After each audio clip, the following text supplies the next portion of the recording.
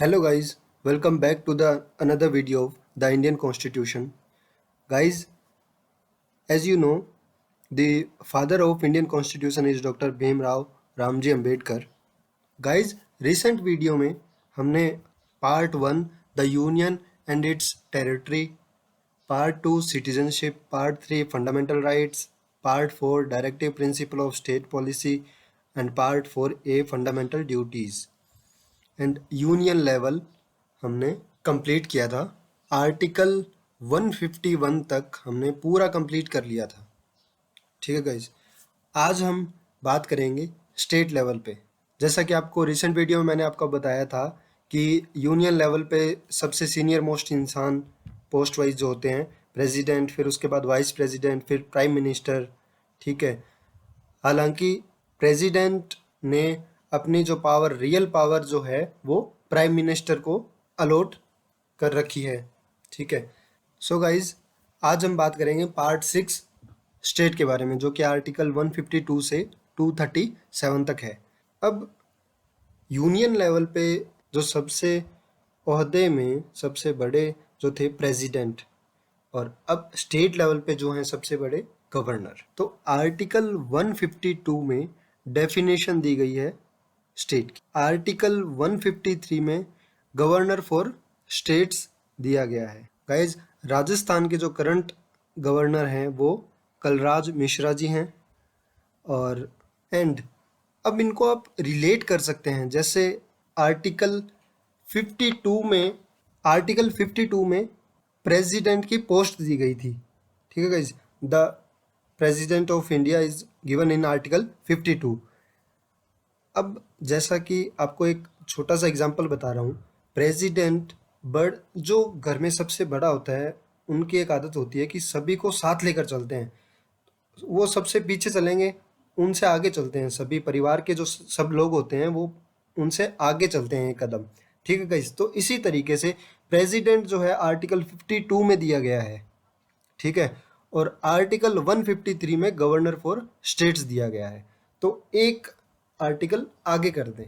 ठीक है, तो गवर्नर आर्टिकल 153 में। अब आर्टिकल 154 में गवर्नर की जो पावर्स हैं वो दी गई हैं। आर्टिकल 155 में अपॉइंटमेंट ऑफ गवर्नर दिया गया है। गाइज, गवर्नर की अपॉइंटमेंट प्रेसिडेंट करते हैं। आर्टिकल 161 में power of governor to grant pardon, governor के पास पावर है क्षमादान देने के लिए।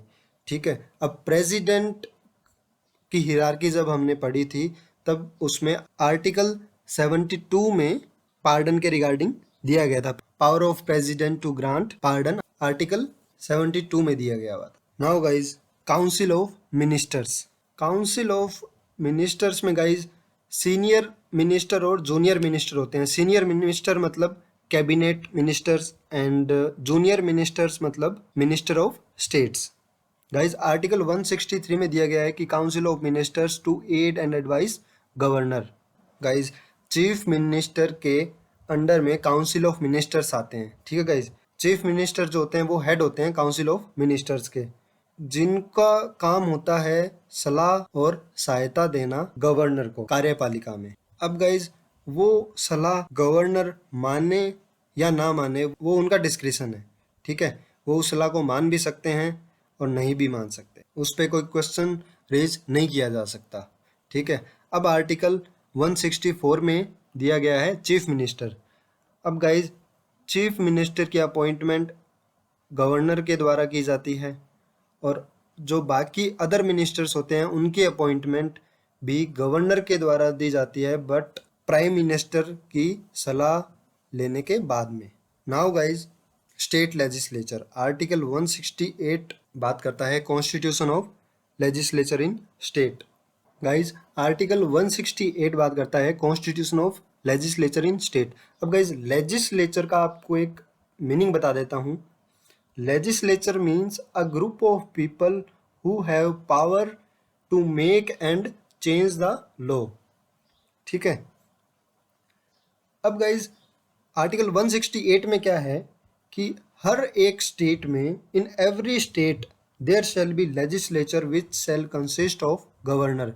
हर एक स्टेट में एक लेजिस्लेचर होगा, ठीक है, और उसका जो हेड होगा वो गवर्नर होगा। अब गाइज कुछ एक स्टेट्स हैं इंडिया में, जैसे आंध्र प्रदेश, बिहार, महाराष्ट्र, कर्नाटका, तमिलनाडु, तेलंगाना और उत्तर प्रदेश। उनमें दो हाउसेज है। दो हाउसेज कौन कौन से? लेजिस्लेटिव काउंसिल और लेजिस्लेटिव असेंबली, विधान परिषद और विधान सभा, ठीक है गाइज। और बाकी अदर स्टेट में सिर्फ एक हाउस है जो कि लेजिस्लेटिव असेंबली, जिसका मतलब है विधान सभा।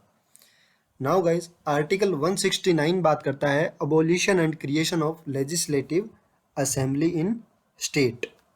आर्टिकल 170 बात करता है composition of legislative assembly. Article 171 बात करता है कंपोजिशन ऑफ लेजिस्लेटिव काउंसिल। अब गाइज इसको आप इस तरीके से याद कर सकते हैं कि आर्टिकल 168 में दिया गया है कि एक लेजिस्लेचर होगा स्टेट में, ठीक है, constitution of legislature in state. और आर्टिकल 170 में दिया हुआ है लेजिस्लेटिव असेंबली, और आर्टिकल 171 में दिया गया है लेजिस्लेटिव काउंसिल। लेजिस्लेटिव असेंबली मतलब विधानसभा और लेजिस्लेटिव काउंसिल का मतलब होता है विधान परिषद। आर्टिकल 79 में दिया हुआ था कॉन्स्टिट्यूशन ऑफ पार्लियामेंट। आर्टिकल 80 में दिया हुआ था अपर हाउस। आर्टिकल 81 में दिया हुआ था लोअर हाउस। अपर हाउस मतलब राज्यसभा, लोअर हाउस मतलब लोकसभा। उसी तरीके से आर्टिकल 168 में constitution of legislature in state, article 170 में कंपोजिशन ऑफ लेजिस्लेटिव असेंबली मतलब विधानसभा, और आर्टिकल 171 में Vidhan Parishad. Now guys article 214 बात करता है हाई कोर्ट की। अब गवर्नर जो स्टेट लेवल पे सबसे बड़े जो हैं गवर्नर हमने कंप्लीट कर लिया। उसके बाद में council of ministers, chief ministers आ गए, ठीक है, लेजिस्लेचर कंप्लीट हो गया। अब अगर इनके बीच में कोई डिस्प्यूट हो जाता है तो हाई कोर्ट की भी ज़रूरत पड़ेगी। अब ऐसा तो है नहीं कि हम हर बार सुप्रीम कोर्ट को ही अप्रोच करें, उसका जुरिस्डिक्शन अलग है, ठीक है। तो उसके अकॉर्डिंग स्टेट में भी हाई कोर्ट होंगे। तो आर्टिकल 214 बात करता है हाई कोर्ट फॉर स्टेट्स। हर एक स्टेट के लिए हाई कोर्ट होगा, ठीक है। आर्टिकल 216 बात करता है कॉन्स्टिट्यूशन ऑफ हाई कोर्ट, कि हर एक हाई कोर्ट में एक चीफ जस्टिस रहेंगे और बाकी अदर जजेस रहेंगे जिनकी अपॉइंटमेंट प्रेसिडेंट कर सकते हैं, ठीक है। आर्टिकल 231 बात करता है establishment of common high court for 2 और मोर स्टेट्स। एक कॉमन हाई कोर्ट हो सकता है दो से ज़्यादा राज्यों के लिए। जैसे गाइज आपको पता है पंजाब और हरियाणा का एक हाई कोर्ट है, Punjab and Haryana high court of Chandigarh, ठीक है guys. Now guys part 11 which is about relations between union and states, जो कि आर्टिकल 245 से 263 तक है।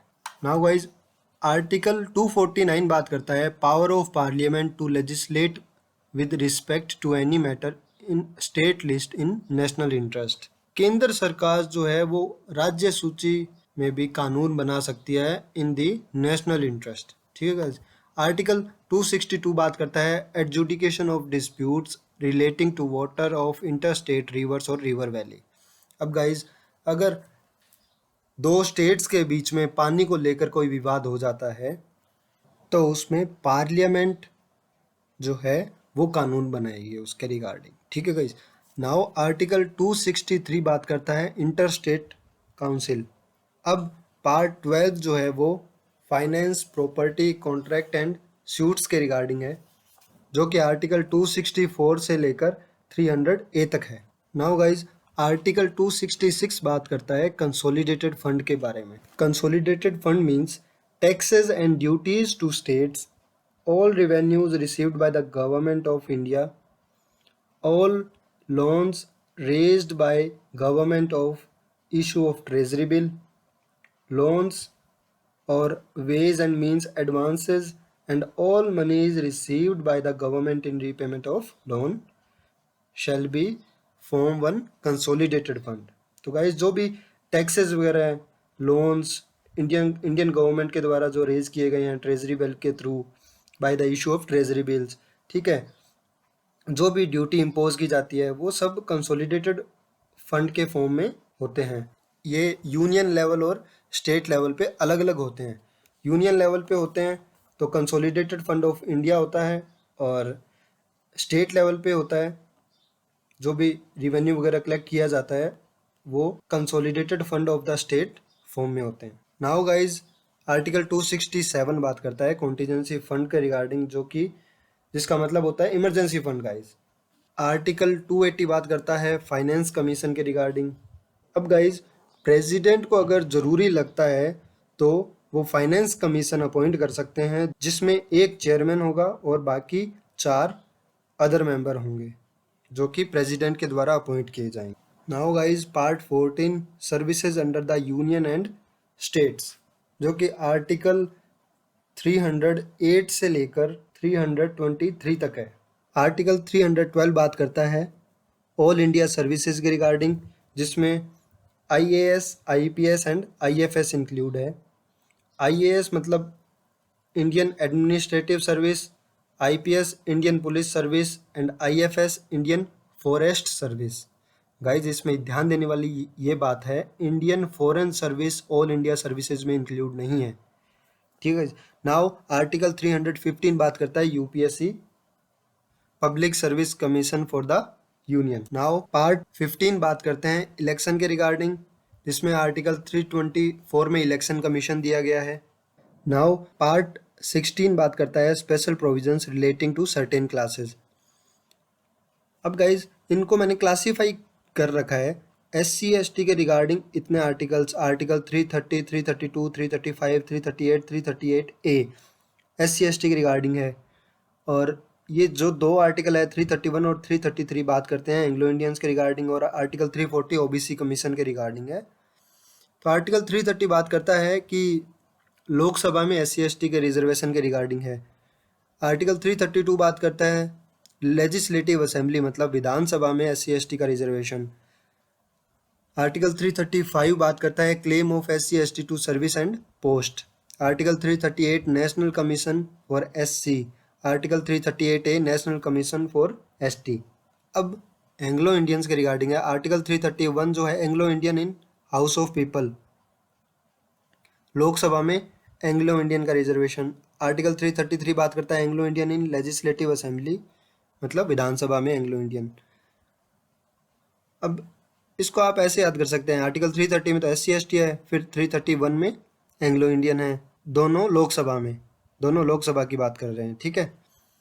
आर्टिकल 332 में SC ST है, आर्टिकल 333 में एंग्लो इंडियन है, दोनों विधानसभा की बात कर रहे हैं, ठीक है।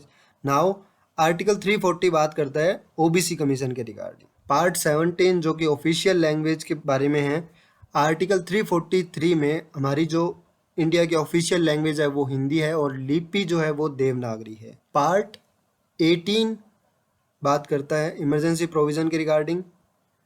आर्टिकल 352 में दिया गया है नेशनल इमरजेंसी। आर्टिकल 356 में दिया गया है failure of constitutional machinery in states. Article 356 में अगर गाइज स्थिति को अगर राज्य सरकार नहीं संभाल पा रही है तो वो एक रिपोर्ट तैयार करके प्रेसिडेंट के पास भेजती हैं, फिर जो उस स्टेट का जो कंट्रोल है पूरा प्रेसिडेंट के पास चला जाता है in case of emergency, national emergency, जब स्टेट की जो गवर्नमेंट है वो फंक्शन करने में मतलब कार्यपालिका को चलाने में उस दौरान असमर्थ रहती है तब। नाउ आर्टिकल 360 बात करता है फाइनेंशियल इमरजेंसी के रिगार्डिंग। अब पार्ट 20 है जो वो अमेंडमेंट्स के रिगार्डिंग है। आर्टिकल 368 में अमेंडमेंट्स दिया गया है। गाइज कॉन्स्टिट्यूशन में जो भी अमेंडमेंट्स होते हैं वो आर्टिकल 368 के तहत होते हैं अमेंडमेंट्स। सो गाइज ये कुछ इम्पोर्टेंट आर्टिकल्स थे जो एग्ज़ाम पॉइंट ऑफ व्यू से भी इम्पोर्टेंट है, और अगर आप इस तरीके से हिरार्की वाइज आप इसको याद करेंगे तो ये आप पूरे कॉन्स्टिट्यूशन को आप एक दूसरे आर्टिकल्स, एक दूसरे चैप्टर से रिलेट कर पाएंगे। सो गाइज इंडियन कॉन्स्टिट्यूशन बहुत वाइड है, बहुत इंटरेस्टिंग सब्जेक्ट है, और इसको याद करना बहुत इजी है, बहुत इजी। ये बाकी जो एक्ट्स हैं Indian evidence, CRPC, CPC, IPC, सबसे इजी है Indian constitution. So this is all about of Indian constitution. Guys कोई भी क्वेरी रहती है तो आप कमेंट सेक्शन में डाल सकते हैं। मिलते हैं गाइज नेक्स्ट वीडियो में, तब तक के लिए थैंक यू सो मच।